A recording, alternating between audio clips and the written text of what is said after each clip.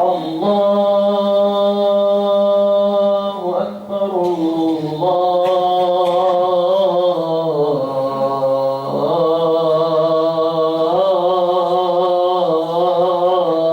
الله أكبر.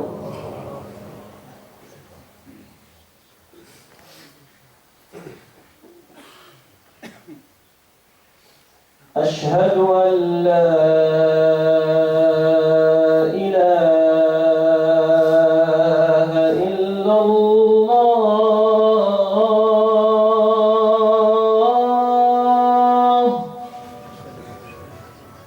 أشهد أن لا إله إلا الله.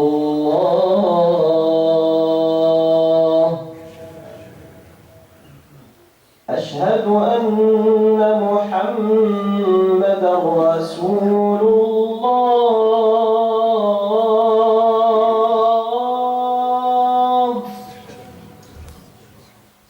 أشهد أن محمدًا رسول الله.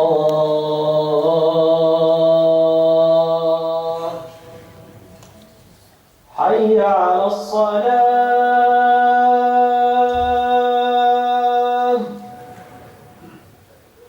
حي على الصلاة.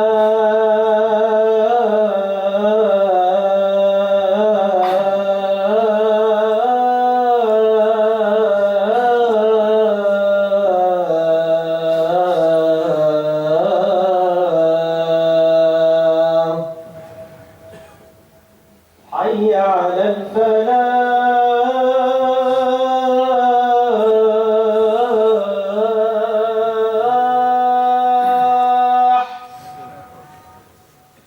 حي على الفلاح.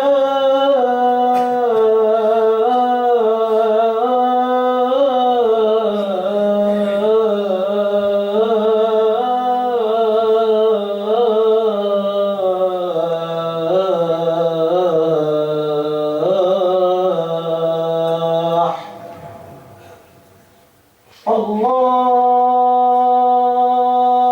أكبر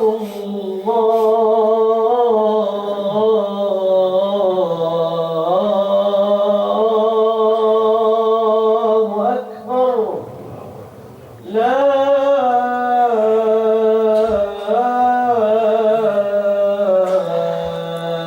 إله إلا الله.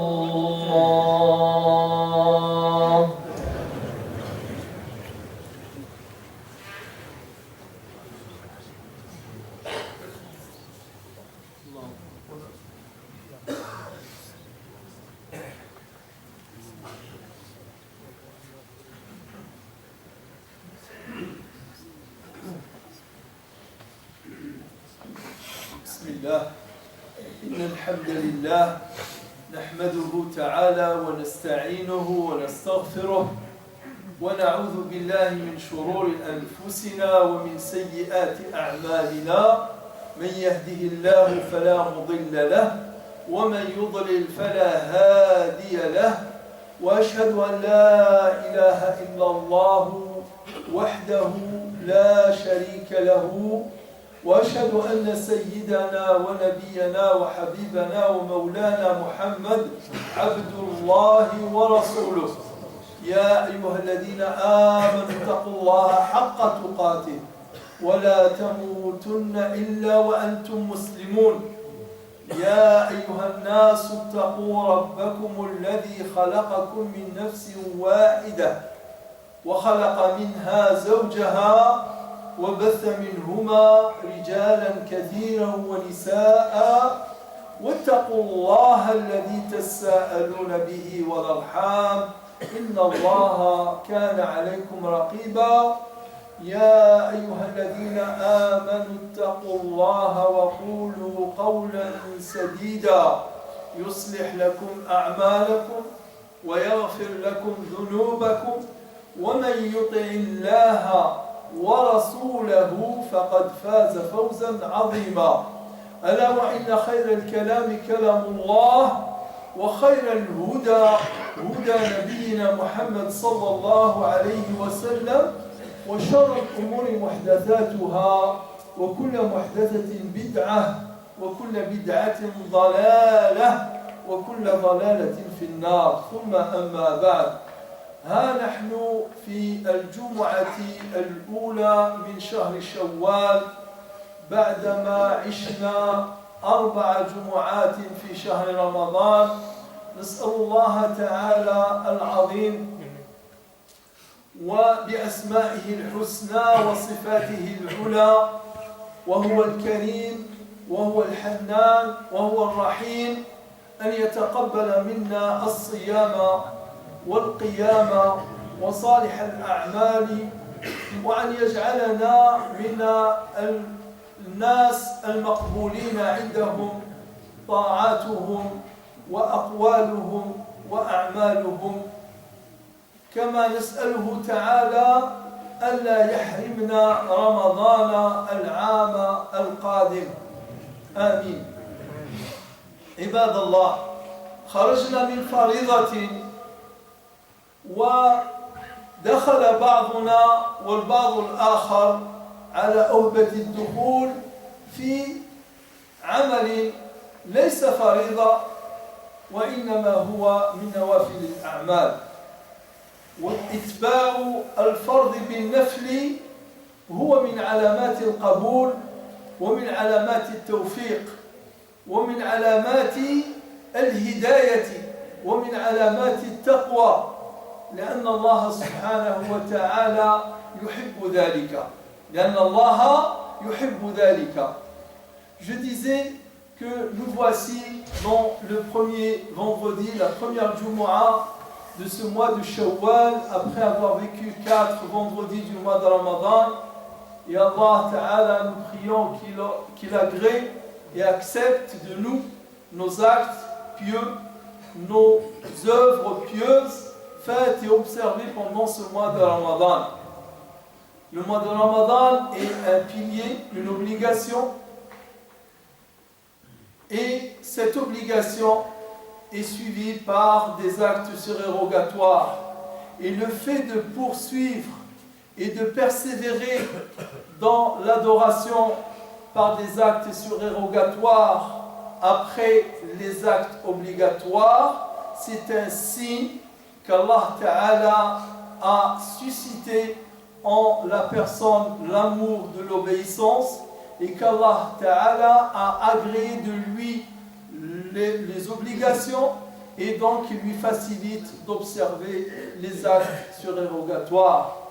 Et en plus de tout cela, Allah aime cela. قلت أن الله يحب ذلك وهذا في الحديث العظيم في الحديث القدسي المشهور حديث البخاري ومسلم عن أبي هريرة رضي الله عنه أن النبي صلى الله عليه وسلم قال الله تعالى من عادى لي وليا فقد آذنته بالحرب. ويقول شيخ الإسلام ابن تيمية أن هذا الحديث من أعظم الأحاديث التي وردت في ولاية الله والتي وردت في النوافل والتي وردت في محبة الله. 3 مواضيع مهمة هذا الحديث يجمعها: الولاية، ولاية الله لعباده، ومحبة الله لعباده، وكذلك فضل النوافل عند الله سبحانه وتعالى. Je disais qu'Allah aime cela, c'est-à-dire le fait d'observer les actes surérogatoires après les actes obligatoires. Et ça, c'est dans le hadith qui est rapporté par Al-Bukhari et Muslim, dans lequel le prophète sallallahu alayhi wa sallam, il dit « Allah dit ». Donc c'est un hadith qudsi. C'est un hadith qudsi qui n'est pas le propos du prophète sallallahu alayhi wa sallam, et non plus la parole d'Allah contenue dans le Coran, mais c'est une parole d'Allah contenue dans les hadiths, notamment et surtout, et à condition que ce soit des hadiths authentiques. Sans cela, on ne peut pas les attribuer à Allah. Allah dit: celui qui prend un de mes alliés pour ennemi, je lui déclare la guerre. celui qui prend un de mes alliés, un croyant parmi mes alliés, pour ennemi, c'est moi, dit Allah Ta'ala, qui lui déclarera la guerre. ثم يقول النبي صلى الله عليه وسلم قال الله تعالى إذن من عادى لي وليا فقد آذنته بالحرب وما تقرب إلي عبدي بشيء أحب إلي مما افترضته عليه ولا يزال عبدي يتقرب إلي بالنوافل حتى أحبه فإذا أحببته كنت سمعه الذي يسمع به وبصره الذي يبصر به ويده التي يبطش بها ورجله التي يمشي بها ولئن سألني لأعطينه ولئن استعاذ بي لأعيذنه. Donc le prophète il nous dit, Allah dit, celui qui prend un de mes alliés, les alliés d'Allah sont les croyants pieux, toute personne, tout musulman et toute musulmane qui réunit ces deux conditions, la foi et la piété, il devient l'allié d'Allah. لأن الله تعالى يقول كالله dit ألا إن أولياء الله لا خوف عليهم ولا هم يحزنون الذين آمنوا وكانوا يتقون الذين آمنوا وكانوا يتقون. Allah dit que les alliés d'Allah ils n'ont point de crainte à se faire, ni de crainte à se faire sur eux, ni de peur, ni de chagrin et de tristesse, ceux qui croient et ont la piété. Donc deux conditions pour être un allié d'Allah, avoir la foi sincère et réelle et avoir la piété. Donc Allah il dit que celui qui prend un de mes alliés pour ennemi, je lui déclare la guerre. Et mon serviteur ne se rapproche pas de moi avec quelque chose qui est plus aimable que de faire ce que je lui ai prescrit. Meilleure chose à faire pour se rapprocher d'Allah, c'est quoi? C'est d'observer, c'est de pratiquer, c'est de mettre en œuvre ce que Allah a rendu obligatoire. Mon serviteur ne se rapproche pas de moi avec quelque chose qui est plus aimable que de faire ce que je lui ai prescrit de façon obligatoire. Et mon serviteur ne cesse de se rapprocher de moi après avoir fait l'obligatoire, il ne cesse de se rapprocher de moi par les actes surérogatoires jusqu'à ce que je l'aime. Et une fois je l'aime, je deviens son ouïe avec laquelle il entend, sa vue avec laquelle il voit, sa main avec laquelle il saisit, son pied avec lequel il marche. Et s'il me demande quelque chose, je la lui accorde. Et s'il sollicite ma protection vis-à-vis de quelque chose, je l'en protégerai. nous dit Allah subhanahu wa ta'ala. هذا الحديث إذن عباد الله يبين لنا دروس كثيرة تستخلص منه أن الواجبات أو أن الشرائع والشعائر الدينية ليست كلها في مرتبة واحدة بل فيها ما هو في الواجب العالي وفيها ما هو من المستحبات أو من الرغائب أو من الفضائل التي هي دون ولا شك من الواجبات. Donc première leçon à tirer que la religion, ce que Allah nous prescrit, ce que Allah nous demande d'observer, de faire, il est déjà nombreux, il est varié, mais surtout il n'est pas tout au même degré. Il y a des obligations individuelles, canoniques même, et d'autres qui ne le sont pas, mais relèvent plutôt des actes surérogatoires, qu'on fait si on veut, si on a la volonté, si on a le penchant, si on a l'inspiration, et il ne peut avoir cette inspiration que celui qui a déjà bien observé l'obligatoire. Et c'est pour ça que ça vient après. De même, pour les interdits, وكذلك النواهي والمنهيات والمحظورات وكذلك ليست كلها في مستوى واحد، منها ما هو محرم محظور تماما، ومنها ما هو محرم أو منهي عنه نهي تنزيه ونهي كراهة. الله تعالى يقول: إن تجتنبوا كبائر ما تنهون عنه نكفر عنكم سيئاتكم. نكفر عنكم سيئاتكم. Il y a le kaba'ir, les grands péchés et les fautes. الذين يجتنبون كبائر الإثم والفواحش إلا اللمم إن ربك واسع المغفرة. Nous dit Allah subhanahu wa ta'ala, il dit ceux qui s'éloignent des grands péchés et des turpitudes, excepté l'amam, les fautes qui sont inévitables. Et Allah est grand pardonneur. Et Allah est grand pardonneur. إذا قلت عباد الله بعد الواجبات تأتي السنن وتأتي المستحبات، وربما هنا في هذه السنن وفي هذه الأعمال النافلة التي فيها يكمل سر وتجميل وتحسين وإبلاغ الإنسان الفضائل في العبادات التي تشبه الواجبات. Je disais, il se peut que ce dans les actes surérogatoires que nous apparaît le secret, il nous apparaît la sagesse et aussi la beauté et le but des actes surérogatoires qui ressemblent aux actes obligatoires. وأضرب لكم مثال. الآن كما رانا الآن لا شك أن جزء من الحاضرين والحاضرات صائم، بدأ صيام 6 من شوال، والجزء الآخر غير صائم، أليس كذلك؟ حتى لو قلت كذلك لا أنا أعرف هذا، أنا متيقن من هذا، وإنما أسأل فقط وأطرح السؤال لأستثير الانتباه. Je disais que je vais donner un exemple sur cette importance des actes surérogatoires.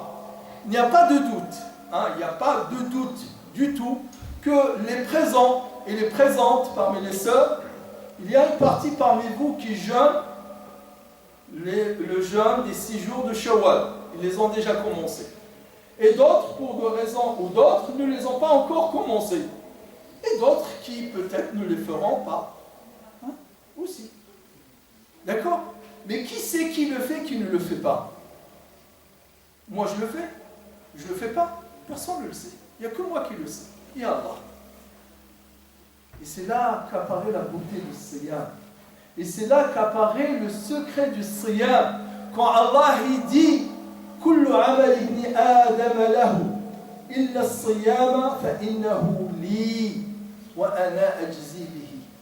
فالصيام أصلا من أعمال السر التي هي فقط بين العبد وربه سبحانه وتعالى، وهذه تربي فيه الصدق، تربي فيه الإخلاص، تربي فيه الإصرار بالأعمال التي لا يعلمها أحد إلا الله سبحانه وتعالى.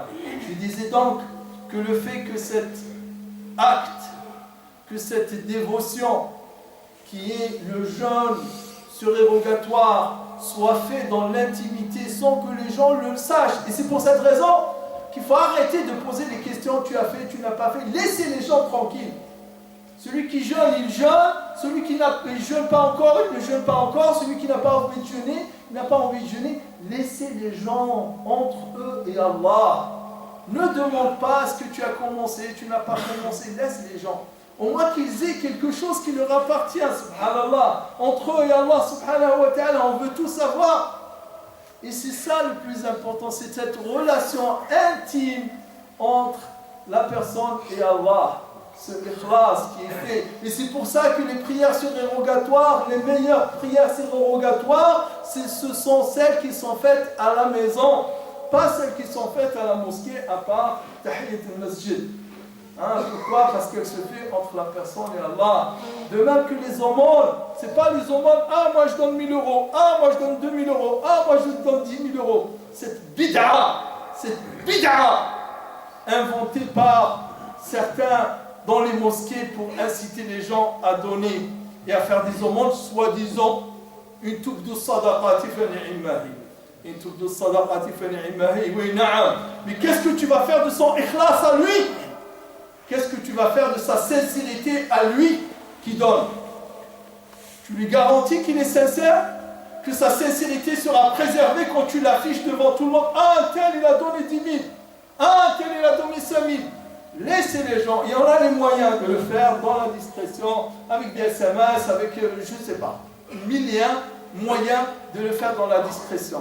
Donc Allah subhanahu wa ta'ala nous invite à multiplier les actes surérogatoires après les actes obligatoires, car avec cela, on gagne en amour. C'est pas nous qui aimons Allah, mieux que ça, c'est Allah qui nous aime. C'est Allah qui va t'aimer. En multipliant les actes surérogatoires, c'est Allah qui va t'aimer. Hatta uhibbah, dit Allah subhanahu wa ta'ala. Il ne cesse de se rapprocher de moi par les actes surérogatoires jusqu'à ce que je l'aime. Allah va t'aimer par ces actes surérogatoires que tu fais et tu multiplies pour te rapprocher d'Allah subhanahu wa ta'ala. أقول قولي هذا وأستغفر الله وهو الغفور الرحيم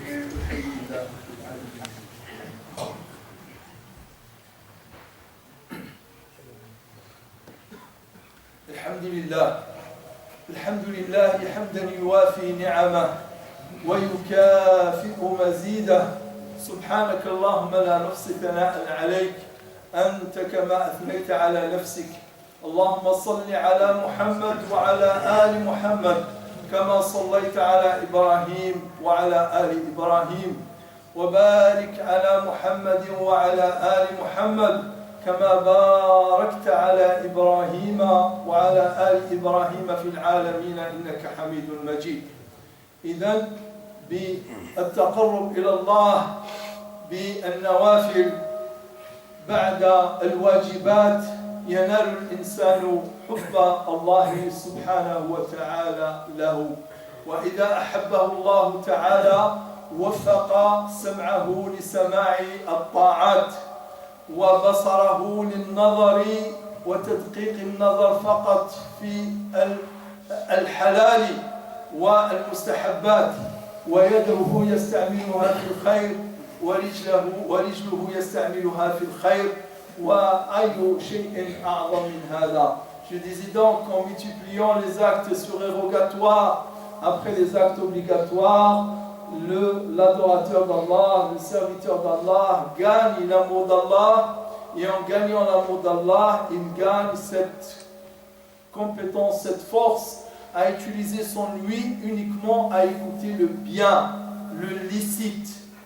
Et tout ce qu'on écoute ou on peut écouter n'est pas licite.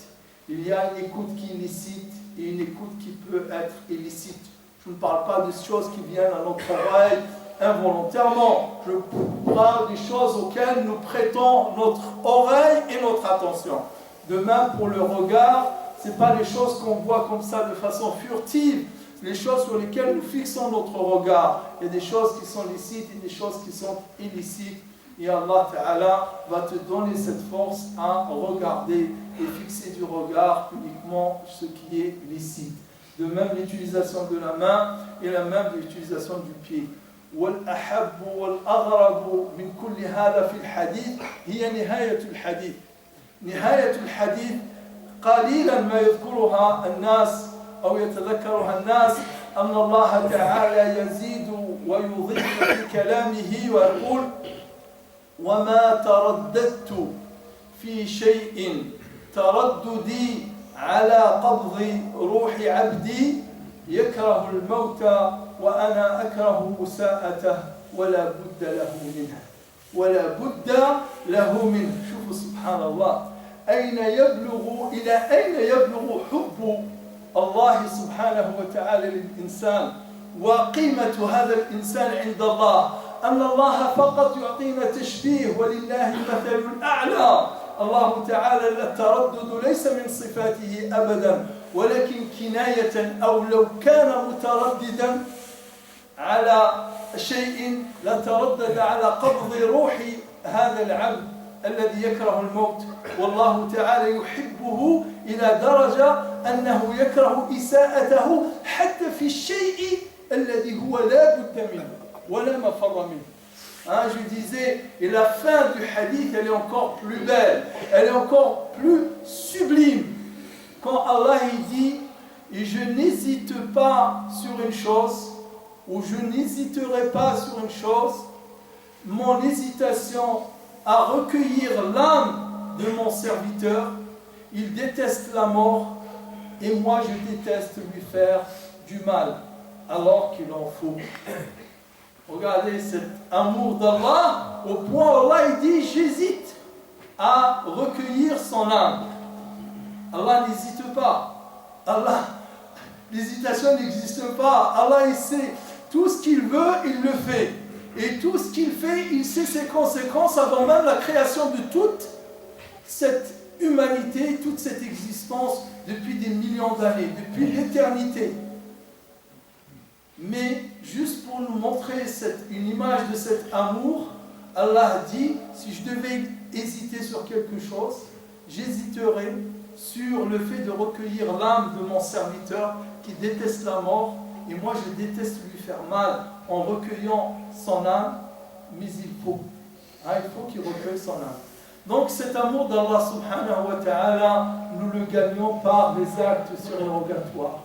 Et attention encore une troisième fois à ces nouveaux prêcheurs, à ces nouveaux prédicateurs, à ces nouveaux imams, à ces nouveaux, je ne sais comment les dire, qui nous tombent de je ne sais où, qui viennent minimiser l'observance, qui viennent minimiser les prescriptions religieuses. On ne minimise pas. On ne minimise rien.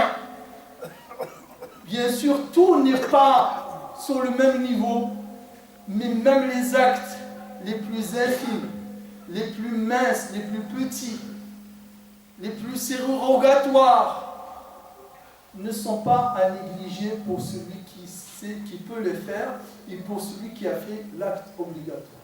Tout est important. Demain, tu ne sais pas lesquels des deux rak'at qui va peser le plus lourd dans la balance. Tu ne sais pas laquelle des aumônes qui va peser dans la balance. Tu ne sais pas laquelle des paroles qui va peser dans la balance. Donc, rien n'est à négliger. Celui qui veut négliger dans sa vie propre, qui néglige ce qu'il veut. Mais le prêcher, quelle horreur que de prêcher l'orthopraxie minimale.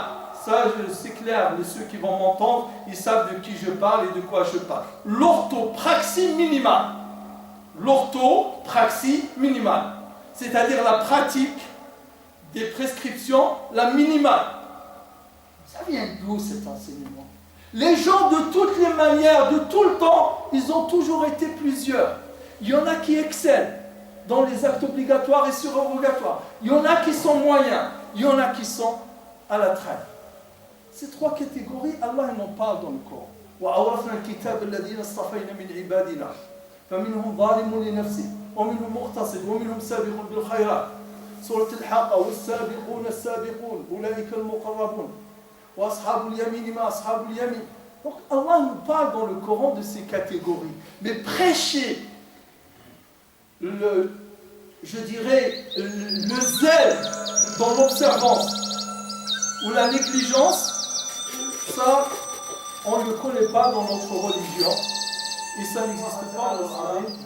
رب العرش الكريم أن يجعلنا من الذين يستمعون القول فيتبعون أحسنه أولئك الذين هداهم الله وأولئك هم أولو الألباب. اللهم يا ربي نسألك بأسمائك الحسنى وصفاتك العلى أن ترزقنا التقى والعفاف والغنى اللهم أصلح لنا ديننا الذي هو عصمة أمرنا، وأصلح لنا دنيانا التي فيها معاشنا، وأصلح لنا آخرتنا التي إليها معادنا، واجعل الحياة زيادة لنا في كل خير، واجعل الموت راحة لنا من كل شر. ربنا اغفر لنا ولوالدينا ولإخواننا الذين سبقونا بالإيمان، ولا تجعل في قلوبنا غلا للذين آمنوا، ربنا إنك رؤوف رحيم. اللهم اغفر للمسلمين والمسلمات والمؤمنين والمؤمنات الأحياء منهم والأموات، آمين، والحمد لله رب العالمين.